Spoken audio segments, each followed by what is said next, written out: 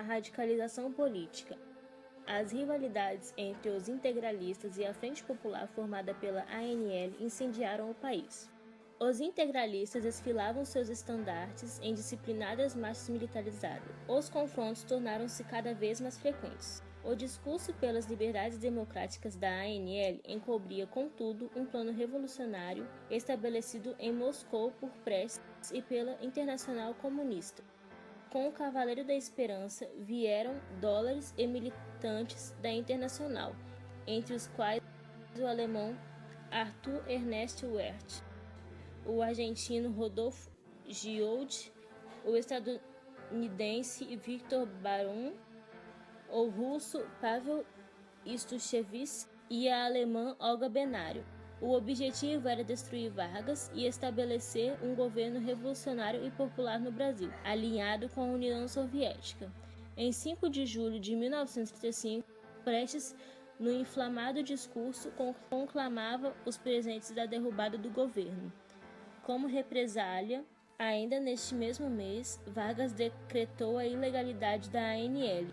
4 meses depois, os dirigentes do PCB decidiram então pôr em prática o plano de insurreição armada. A chamada Intentona Comunista foi facilmente derrotada pelo governo, o que acabou por fortalecer ainda mais o poder de Vargas.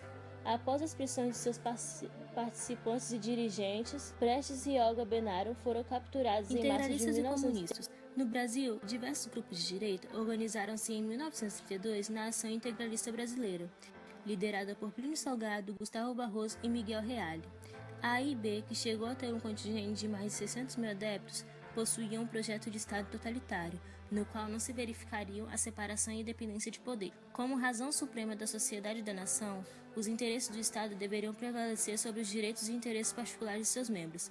Estabelecia-se, assim, uma concepção corporativista. Nacionalistas ardorosos, os integralistas saudavam-se mutuamente, erguendo o braço direito e gritando Anauê, expressão tupi que quer dizer você meu parente. Uniformizado com camisas verdes e calças pretas, tinha como símbolo a letra sigma grega, para expressar a ideia de integridade e o lema Deus, Pátria e Família. Seus principais adversários eram socialistas e judeus. No polo político oposto, em março de 1934, Luiz Carlos Prestes, o Cavaleiro da Esperança, tornava-se o principal nome do PCB. Prestes lançaria no ano seguinte a Aliança Nacional Libertadora. Tratava-se de uma frente popular. O Plano Cohen.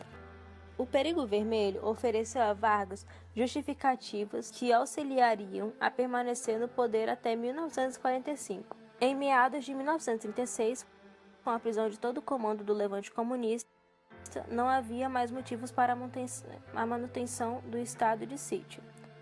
Em junho de 1937, o Congresso acabou por negar o novo pedido de Getúlio. As oligarquias temiam um golpe de Vargas. Neste momento, 3 candidaturas já haviam sido apresentadas, líder dos integralistas.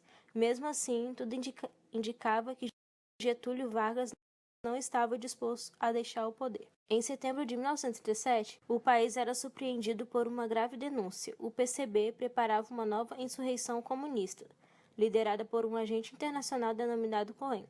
Um documento interceptado por militares atestava o plano. Na verdade, tratava-se de uma farsa montada pelo capitão do exército. Quem não for contra o comunismo é comunista.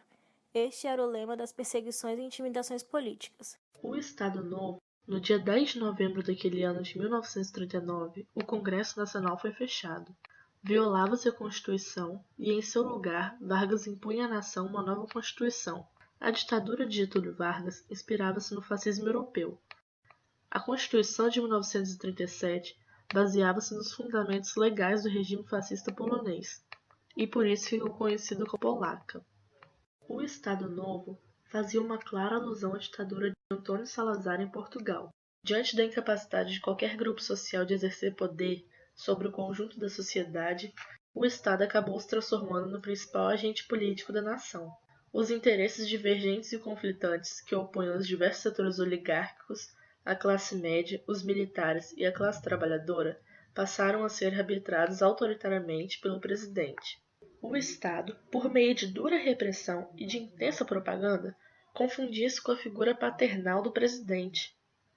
Como pai severo, mas justo, Vargas consolidou seu regime autoritário por meio do apoio do exército e de um crescente e inigualável prestígio junto às massas. Vargas e o integralismo.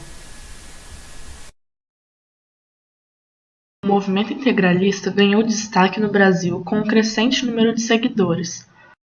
O partido, influenciado pelo fascismo italiano, iniciou suas atividades durante o primeiro governo de Getúlio Vargas, combatendo os defensores de pensamentos de esquerda. Os integralistas acusavam os comunistas de corromper a família com seu pensamento que ameaçava a formação religiosa das pessoas. Na década de 30, o partido que reuniu os adeptos da ideologia integralista no Brasil participou muito da cena política nacional. Foi o caso dos embates ocorridos com a Aliança Nacional Libertadora, ANL. Os integralistas também se movimentaram contra a tentativa de golpe de 1935, conhecida como Intentona Comunista. Eles deram grande apoio a Getúlio Vargas no poder e, em linhas gerais, sustento para a implantação do Estado Novo em 1937. Entretanto, o presidente não correspondeu às expectativas. Assim como fez com os demais partidos políticos da época, determinou a extinção da Ação Integralista Brasileira no dia 10 de novembro de 1937. Tal fato fez com que os integralistas elaborassem um golpe de Estado em 1938. Ao contrário do que se esperava, o movimento integralista não